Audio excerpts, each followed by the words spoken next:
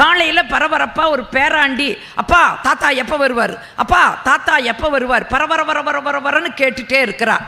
சமையல் கட்டிலிருந்து அந்த அம்மா முணுமுணுக்குது. ஆமாம், பெரிய அதிசயம், தாத்தா வர்றதா வான்னு எதிர்பார்த்துட்டு அப்பனும் மகனும் ஆடுறாங்கன்னு அந்த அம்மா முனகிட்டே சமையல் வேலை செய்யுது. வந்துருவாரடா, ஏதோ இன்னைக்கு லேட் ஆகிடுது, உங்கள் சித்தப்பா கரெக்டாக கொண்டு வந்து விடுவான்டா, இன்னைக்கு என்னமோ லேட் ஆகிடுது, கொஞ்சம் இரடான்னு சொல்லிக்கிட்டே இருக்காரு. கொஞ்ச நேரத்தில் அப்பாவை கூப்பிட்டு, சித்தப்பா வர்றாரு, சாரிண்ணா கொஞ்சம் லேட் ஆயிடுச்சுன்னு. சரி பரவாயில்ல, இவன்தாண்டா தாத்தனை காண இவன்தாண்டா பரபரப்பா இருந்தா சொல்லிட்டு, சரி நான் அடுத்த மாதம் நானே கொண்டு வந்து விடுறேன்டா அப்படிம்பாரு.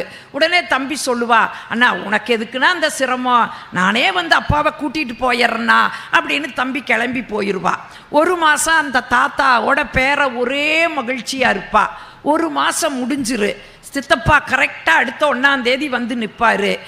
தாத்தாவை கூப்பிட்டு போவார்.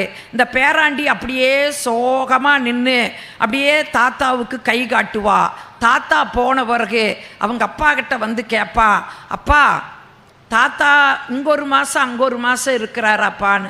ஆமாம் தங்கம், நாங்கள் 2 பேரும் ஒரு ஒப்பந்தம் பண்ணிட்டோம். ஏன்னா அது பாட்டி செத்த பிறகு தாத்தாவை யார் வச்சுக்கிறதுன்னு, அதனால் நீ ஒரு மாதம் வச்சுக்கோ, நான் ஒரு மாதம் வச்சுக்கிறதுன்னு எங்களுக்குள்ள ஒரு ஒப்பந்தம் போட்டங்கன்னு. அதனால தான் அங்கே ஒரு மாதம் இங்கே ஒரு மாதம் இருப்பாருன்னு.